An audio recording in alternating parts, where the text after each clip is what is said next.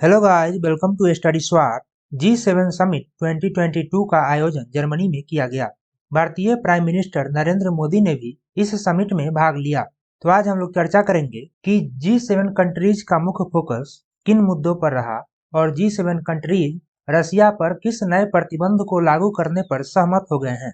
G7 प्रमुख industrialised Nations का एक अनौपचारिक संघ है जिसमें Canada, France, Germany, Italy, Japan, Britain और अमेरिका शामिल हैं। यूरोपियन यूनियन के प्रतिनिधि भी हमेशा G7 समिट में उपस्थित होते हैं। इसके सदस्य दुनिया की सबसे उन्नत अर्थव्यवस्थाएं और उदार लोकतंत्र हैं। G7 कंट्रीज ग्लोबल जीडीपी में 31% की हिस्सेदारी रखते हैं और वर्ल्ड पॉपुलेशन में G7 कंट्रीज की हिस्सेदारी 10% है।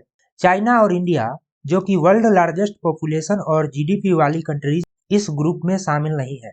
इसके सदस्य देश वैश्विक मामलों में महान शक्तियां हैं और आपस में पॉलिटिकल, इकोनॉमिक, कल्चरल और डिप्लोमेटिक रिलेशंस को मेंटेन रखते हैं। 1973 में G7 कंट्रीज की नींव रखी गई जब ऑयल क्राइसिस और वैश्विक मंदी के मुद्दे पर दुनिया के इंडस्ट्रियलाइज कंट्रीज के फाइनेंस मिनिस्टर अमेरिका के व्हाइट हाउस में उपस्थित हुए थे। तब से major global issues, specially trade, security, economic और क्लाइमेट चेंज जैसे मुद्दों पर चर्चा के लिए G7 एक इम्पोर्टेंट फोरम बन गया है। G7 किसी ट्रीटी पर बेस्ड नहीं है और इसका कोई परमानेंट ऑफिस भी नहीं है, लेकिन इसका प्रभाव पूरी दुनिया पर पड़ता है। प्रत्येक ईयर इसकी मीटिंग सदस्य देशों में घूमती रहती है।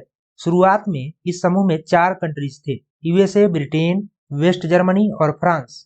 आगे चलकर यूएसए ने जापान को जोड़ने का प्रस्ताव रखा, जिसे सभी देशों ने स्वीकार कर लिया।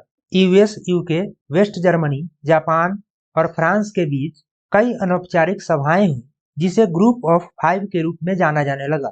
1975 में इटली को भी शामिल कर लिया गया और 1976 में कनाडा को शामिल किया गया। 2009 से यूरोपियन यूनियन भी लगातार G7 समिट में आधिकारिक रूप से भाग लेता है। रसिया भी इसमें 1998 में शामिल हुआ और इसे G8 कहा जाने लगा। रूस कभी भी एक उन्नत अर्थव्यवस्था नहीं था, लेकिन सोवियत के विघटन के बाद रूस को पॉलिटिकल और इकोनॉमिक रिफॉर्म्स करने को मोटिवेट करने के लिए इस ग्रुप में शामिल किया गया था। 2014 में रसिया द्वारा क्रीमिया पर हमले के बाद रसिया की मेंबरशिप को सस्पेंड कर दिया गया। G7 के विस्तार के लिए कई प्रस्ताव आए हैं। कई लोकतांत्रिक देश जैसे कि इंडिया, इंडोनेशिया, पोलैंड, स्पेन, दक्षिण कोरिया, ऑस्ट्रेलिया पर्यवेक्षक के रूप में भाग लेते हैं। G7 समिट 2022 को जर्मनी होस्ट कर रहा है और भारत के प्रधानमंत्री भी इस समिट में भाग लेने के लिए जर्मनी गए थे। जर्मनी ने इस बार भारत, अर्जेंटीना, इंडोनेशिया, सेनेगल और साउथ अफ्रीका को 2022 शिखर सम्मेलन में भाग लेने के लिए आमंत्रित किया था।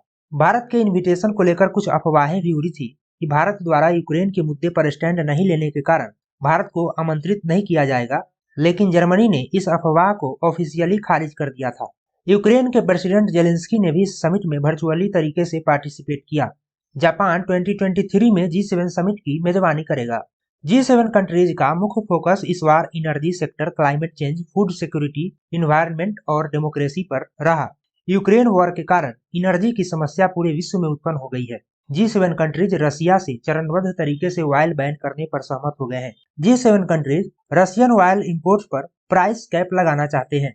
इसके तहत इंश्योरेंस और शिपिंग कंपनियों पर प्रतिबंध लगाकर केवल उन्हीं कंपनियों को ट्रांसपोर्टेशन की अनुमति दी जाएगी जो फिक्स्ड प्राइस से नीचे बेचे जाने वाले रशियन क्रूड और पेट्रोलियम को ट्रांसपोर्ट करेंगे। प्राइस कैपिंग के तहत यूरोप इंश्योरेंस और शिपिंग कंपनियों की उपलब्धता को सीमित करेगा जो रशियन ऑयल के वर्ल्ड वाइड ट्रांसपोर्टेशन का काम करते हैं। यह सर्विस तभी प्रोवाइड की जाएगी जब इंपोर्टर ने तय प्राइस के तहत इंपोर्ट किया हो। वर्ल्ड के टोटल ऑयल टैंकर फ्लीट का 95% लंदन में स्थित कुछ फर्मों द्वारा कवर किया जाता है। यह निर्णय ऐसे समय पर लिया गया है जब ऊर्जा की बढ़ती कीमतों के कारण यूरोप हाई इन्फ्लेशन का सामना कर रहा है। डेवलपिंग कंट्रीज जैसे कि इंडिया, बांग्लादेश हाई फूड और एनर्जी कॉस्ट का सामना कर रहे हैं। अमेरिकी विशेषज्ञों के अनुसार वेस्ट द्वारा लगाए गए प्रतिबंधों का रशियन ऑयल रेवेन्यू पर कोई असर नहीं हो रहा है। इसके विपरीत रसिया ने गैसोलीन और अदर फ्यूल प्राइस में बढ़ोतरी की है। रसिया द्वारा फॉसिल फ्यूल का एक्सपोर्ट अपने उच्चतम स्तर पर पहुंच गया है। एक आंकड़ों के अनुसार चाइना और यूरोपियन यूनियन के 3 देश जर्मनी, इटली और नीदरलैंड रशियन फॉसिल फ्यूल के टॉप इंपोर्टर्स हैं। भारत ने भी 20% अधिक ऑयल रसिया से इंपोर्ट किया है। रशियन इकोनॉमी मोस्टली ऑयल के एक्सपोर्ट पर ही निर्भर है। रसिया के टोटल रेवेन्यू का 45% ऑयल से ही आता है। यूएस और सऊदी अरब के बाद रसिया तीसरा टॉप ऑयल प्रोड्यूसर है।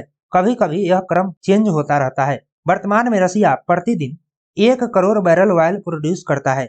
इसका आधा अपनी इंटरनल डिमांड को पूरा करने के लिए उपयोग करता है, जो कि संभवतः सैन्य ईंधन की आवश्यकताओं के कारण बढ़ गया है।